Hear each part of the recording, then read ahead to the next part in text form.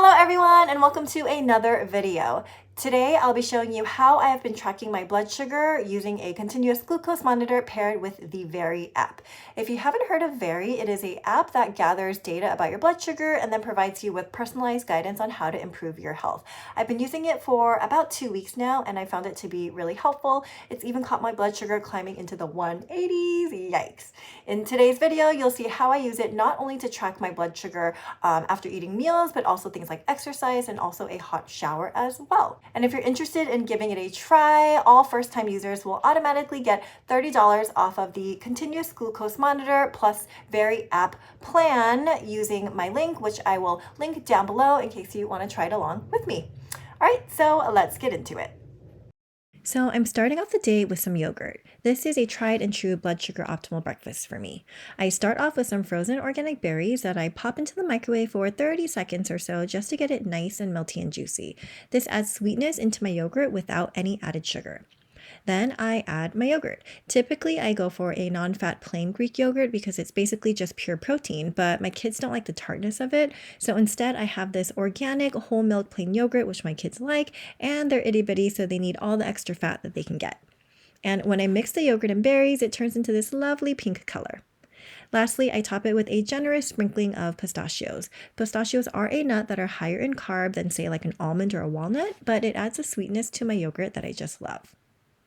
I already know that this is going to be totally fine for my blood sugar. I've eaten it and tested it many times before, but today I'm also going to be finishing off my kids' leftover avocado toast. So this is about like half of a slice of sourdough bread. This is not store-bought sourdough bread. This is sourdough bread that I get from my local bakery. So it's like real sourdough bread with all the good stuff, fermentation and stuff in it, with a little bit of butter and avocado on top. So I'm gonna eat these two together and I don't know, we'll see if this toast does anything to my blood sugar that's not very friendly.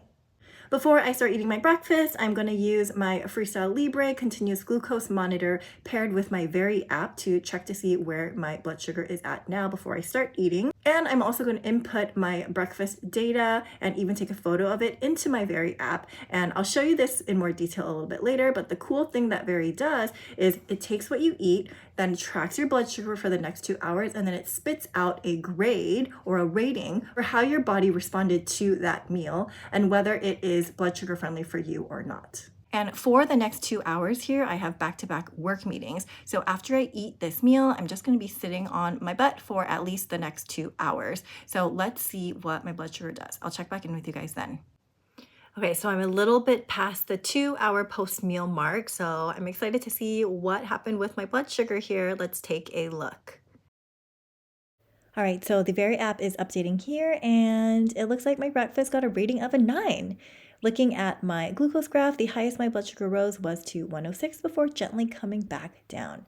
So this shows me that I can safely incorporate carbs like sourdough bread into my diet without feeling badly. I mean, look at how beautiful this rise is. Very, very gradual and very, very minimal. All right, I am getting ready to eat lunch now. Breakfast was a huge success on my blood sugar. Lunch, I know already for a fact that it's going to be absolutely terrible because I am eating leftover Chinese food that I ate yesterday and it really spiked my blood sugar. And even though I know how bad it is for my blood sugar, I have to finish it because nobody else in my family is going to eat it and I just can't bear the thought of wasting perfectly good food. I know, not the smartest move because it is clearly at the expense of my health. So I ate some of these leftovers yesterday, and as you can see here, my blood sugar spiked quite high and was all over the place. Actually, yesterday in general was a terrible day for my blood sugar, and Very actually rated my leftover Chinese meal as a 5, but today is actually going to be a lot worse because not only am I going to eat the same thing and quantity that I ate yesterday, but I'm also going to finish off the braised pork because I just want to get it out of the way. So it'll probably be a lot worse, but I'm going to try to fit in a short workout right after my meal, probably like a 15 to 20 minute workout. So I'm really interested to see if that is going to reduce some of that blood sugar spike. So find out with me. I changed my mind about the braised pork. I will not be eating it. It's just too much food, so I'll probably save that for dinner. So I'll be eating my egg and my 2 pieces of fried fish and my Shanghai bun. The fish and the Shanghai bun are going to be terrible for my blood sugar.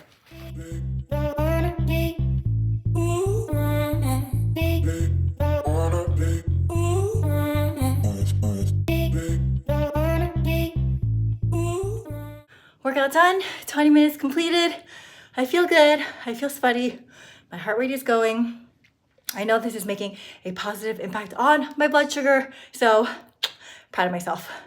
All right, moment of truth. Let's see what the Very app rated my Chinese leftovers meal, and let's see if the 20-minute HIIT exercise that I did had any impact on my blood sugar at all. So in terms of the Very app rating, the leftover Chinese food didn't have a significant change. Yesterday, the Very app rated my leftover meal a 5. Today, it rated it a 6. But as you can see here on the glucose graph, you see my blood sugar start to rise. That's the food and the glucose is being broken down. But look, right when I start exercising, my blood sugar starts to drop. Yes, it does go back up as it's to be expected, but when you compare the graphs side by side from yesterday and today, you can see a significant difference in terms of the shape of the graph. My blood sugar rises significantly less today when I incorporated the exercise right after I ate. Pretty cool. It is almost dinner time here at my household, but I want to take a quick shower before I eat. And when it comes to showers, there is some evidence that suggests that taking a hot shower could potentially raise your blood sugar. And interestingly enough, on the Very app, you can actually indicate when you do take a hot shower so you can see what your blood sugar does. So I am going to try that out now and see if a hot shower really does impact my blood sugar in some way. So I did check my blood sugar after that hot shower, and as you can see here, there was like a little tiny rise in my blood sugar, but nothing really statistically significant, and it could be attributed to a number of different factors. Our blood sugar is constantly moving throughout the day, so the conclusion I draw from that is just, no, I don't really draw a conclusion at all. So now I'm gonna have some dinner, that braised pork that I had mentioned before, that's leftover Chinese food. I'm gonna finish that off with maybe what looks to be about like a third or a fourth of a cup of rice. I made some roasted cauliflower, just avocado oil, salt in the air fryer for a little bit for some extra fiber, and kimchi also, and a hard-boiled egg for some extra protein, and I'm gonna eat this. All right, so it is the next morning here. It is raining like crazy outside. I don't know if you can hear the rain, but hopefully it's not too distracting. But let's get into reviewing what Very said about my leftover Chinese food dinner last night. So it looks like the Very app rated my leftover meal as a 5, saying that I had a moderate glucose response to that meal. I actually expected it to be a lot higher because the other day when I had leftover Chinese food, my blood sugar rose into the 160s, but I think maybe the fiber from the cauliflower and the kimchi helped blunt that spike. If you notice here, the Very app also gives me feedback on my average glucose variability for each day, which it looks like for yesterday, it was high. Glucose variability basically just shows how stable or unstable your blood sugar is throughout the day. A high variation means more prominent rises and lows in your blood sugar, which could be detrimental to your health. Very also cites the scientific articles where they gather their information about glucose variability and its impact, which is pretty cool.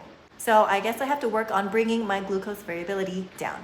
I have really been having a lot of fun testing out this Very app, and if you're interested in trying out too, I do have my affiliate link down below. As I mentioned earlier, $30 off for all new customers for their first month of continuous glucose monitor / usage of the app. And of course, if you use my affiliate link, it helps me out and helps my channel out a lot.